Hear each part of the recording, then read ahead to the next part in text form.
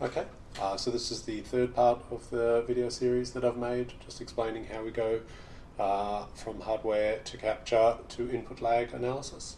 I'll run through the final part, which is converting the video that we've made into input lag data.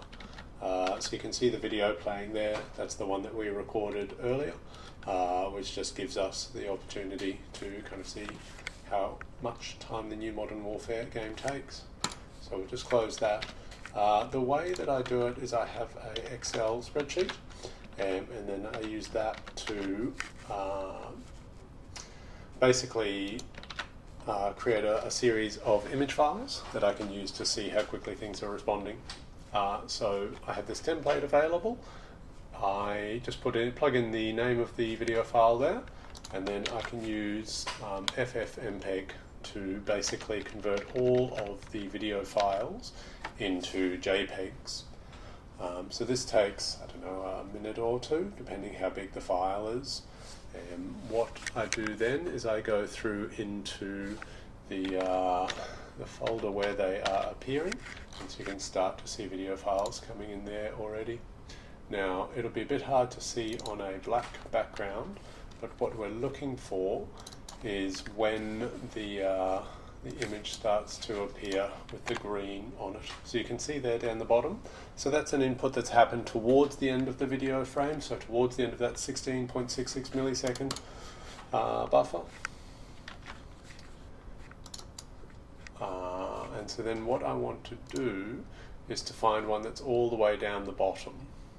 Okay, and then as soon as it flicks over to the top, we'll take that as as the start of the new frame. So you can see there, nothing at the bottom of the frame, and then in the next frame it's right at the top. So we'll say that our 205th image, also the 205th frame from the video, is the first one where we have a green line or something green triggering at the start of the animation frame. So that's quite useful. Once I plug it in here, it just adds 60 to it each time. Hopefully fairly soon our copying will be complete. Now what I want to do is to just copy every 60th frame, so just every green lined frame, into my second folder. So this is what the next one looks like. As you can see, there's a green line up the top, and if we just process through them, it'll just show us all of the times where a button was triggered. We get to the bottom there, and there's no more. It's probably gone a bit long, so what I would do, making sure that we're right at the bottom, nothing on the green there. Okay, so that's number 1405. Go back into the spreadsheet and I'll just trim away anything that's after 1405. So this is quite a short sample. This is going to be all of about, what, 20, 21 samples. So probably not enough to really draw definitive conclusions, or conversely, if there's variation or something like that, then you may start to be affected by that, but enough to just demonstrate the process. So what we need to do then, so that's all of our green frames. Those are all of the frames where a button was pressed. Very simply using this macro, we can then look to see 3 frames later.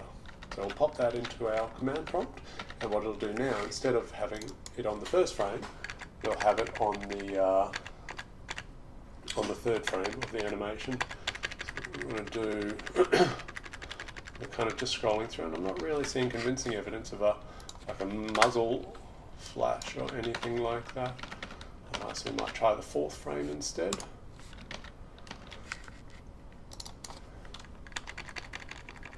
Not really seeing it there either.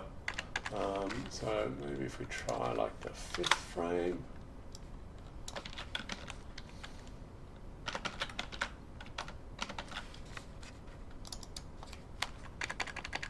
So you can see the bullet, the traces coming out there.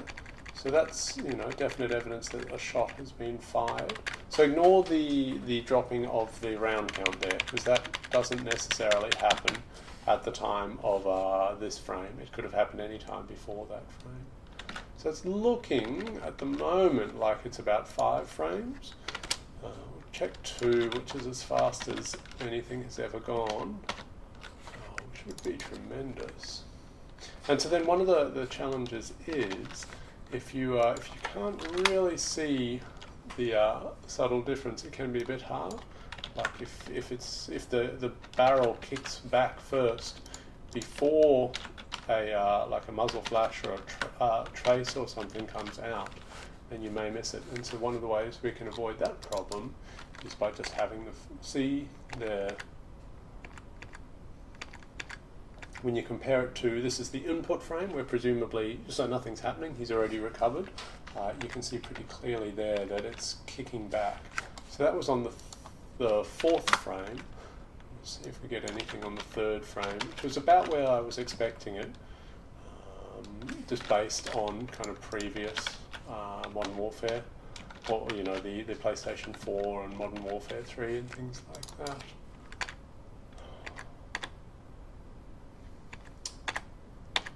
It looks to me like it's rocking back there. So again, we can make it even more, I guess, descriptive. We can include the second frame just to see. So now we're looking at the 0, the second, and the third frame from the time of input. Yeah. Oh, gee. Yeah. So you can see on the 0 and the second frame, there's no difference, right? But then on the third frame, you get that little bit of kickback. And so we'd take that as our first indication of animation. So I'd be happy enough to call the third frame the one where the animation begins. So we'll just tidy that up. And the way that we do that is to, again, so on this column it's a bit hard to see, but you basically delete anything that was in the folder. And then we'll take the third one as well. So we're taking the input frame and the third frame there afterwards. And if we just look at that, you can see there's motion blur on the barrel. I'm happy enough to call that and input occurring. So we just scroll through, make sure that there's none where it doesn't occur. And if that's consistently the same, then so you can see there it hasn't quite worked. And that's not uncommon. There's 5 shots left, so it's not a problem with reloading. So on frame 1228, it was okay. On the next one, it wasn't. But then on the next one, it is 1348. So we'll start to add that in. Okay, so this is definitely 3. On 1228, sorry, it was 3. On 1288, it missed. On 1348, it was 3. And then last one, nothing. Okay, so we just need to look at those 2 frames. What we can do quickly is make that there. We can still do this. Probably the easiest way, we'll just copy and replace everything. So now our processed folder contains all of the 4th frames. And you can see there, 1289, so that's got motion blur on it, so that's legit. That's a bit further back, even more, and then there. So we're happy enough that both of those are happening on the 4th frame, and that's okay.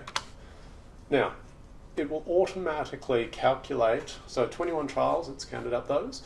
It's averaging it at 43.24 milliseconds. So all it does is it averages all of these, and it takes away half a frame. That's just based on because we've gone from the top of the screen to the bottom of the screen. On average, it'll take about half a frame, and because of the counting, we take that away rather than add it. And so those are the results. So from 21 trials, and there didn't seem to be a lot of inconsistency there. There certainly weren't any big frame jumps or anything, but it looks like it's about 2.6 frames for that motion blur on the barrel of the gun, which is about in line with what Modern Warfare Remastered was on the PlayStation 4, and certainly what I was hoping for. So the last thing I do, we can just grab this and copy all of our input frames, and then I've got this other column here where we can just copy all of the frames that we used. So that'll all end up in the folder here. I keep a copy of that, and we can just run through again to make sure that each and every time there is indeed a bit of motion blur happening on the barrel. Sorry about the keystroke noises. And then I'd upload that data to Twitter and my private, or my kind of shared Excel sheet. Google Sheet, sorry, and that's pretty much all I do. So that's the process. I'll upload and go from there.